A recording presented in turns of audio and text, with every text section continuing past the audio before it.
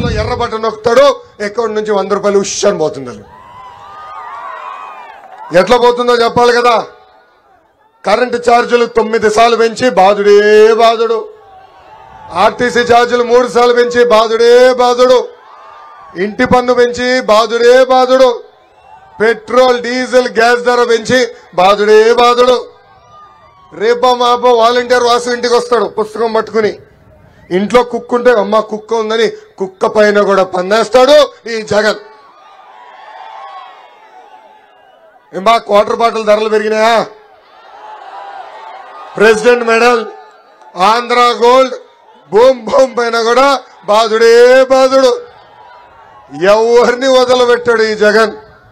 మళ్ళీ cutting master అన్నా కదా, అన్న క్యాంటీన్ కట్, పెళ్లి కానుక కట్, పండగిచ్చే కానుకలు కట్, విదేశీ విద్యా cut, school fee reimbursement cut, నిరుద్యోగ యువకులకి ఇచ్చిన నిరుద్యోగ భృతి కట్, 6 లక్షల వృద్ధులకి పెన్షన్ కట్, రైతులకు అందించాల్సిన డ్రిప్ ఇరిగేషన్ ఇన్పుట్ సబ్సిడీ కూడా కట్ చేశాడు ఈ జగన్.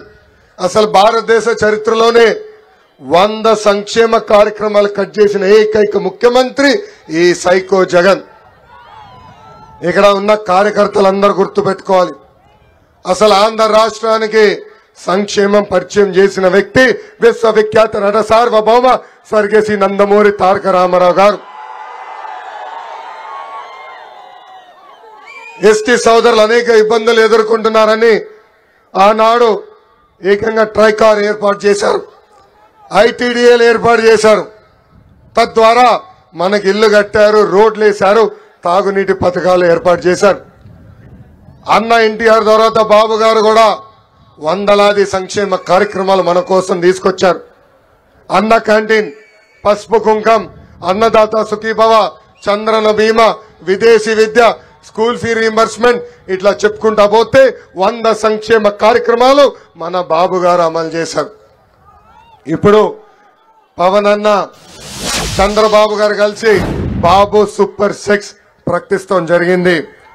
ఈ బాబు సూపర్ 6 మనం ప్రతి గడపకి తీసుకెళ్లాల్సిన అవసరం ఉంది.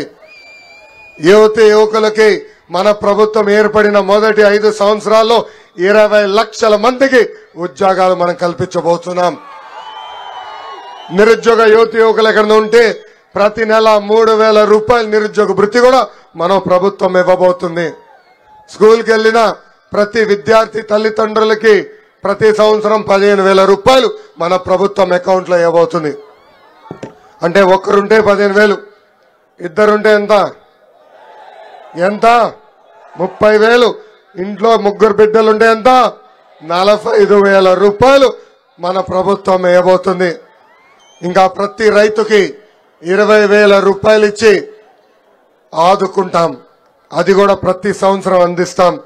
ఇంకో పక్కన ప్రతి ఇంటికి ప్రతి ఏడా 3 ఉచితంగా 3 గ్యాస్ సిలిండర్లు మన ప్రభుత్వం ఇవ్వబోతుంది. ఇంకా 18 నుంచి 59 సంవత్సరాల వయసు కలిగిన మహిళలకి ప్రతి నెల 1,500 రూపాయలు మన ప్రభుత్వం ఇవ్వబోతుంది. అంటే సంవత్సరానికి 18,000, 5 సంవత్సరాల్లో 90,000 రూపాయలు మన ప్రభుత్వం ఇవ్వబోతుంది. ఇంకా 6వ హామీ, తెలుగింటి ఆడపడుచులు ఆర్టీసీలో ఉచితంగా ప్రయాణించే హక్కు కూడా మన ప్రభుత్వం కల్పించబోతుంది. కొంచెం నీలియమ్మా. ఉత్తరాంధ్రకి పట్టిన శని జగన్ 3 రాజధానుల పేరుతో 3 ముక్కల ఆటలు ఆడుతున్నాడు. అంకించలమ్మా. 3 రాజధానుల పేరుతో 3 ముక్కల ఆటలు ఆడుతున్నాడు ఈ జగన్. ఇక్కడున్న యువకులను అడుగుతున్నా, ఉత్తరాంధ్ర కనీసం ఒక్క పరిశ్రమను తీసుకొచ్చాడా? ఒక్క ఉద్యోగం కల్పించాడా?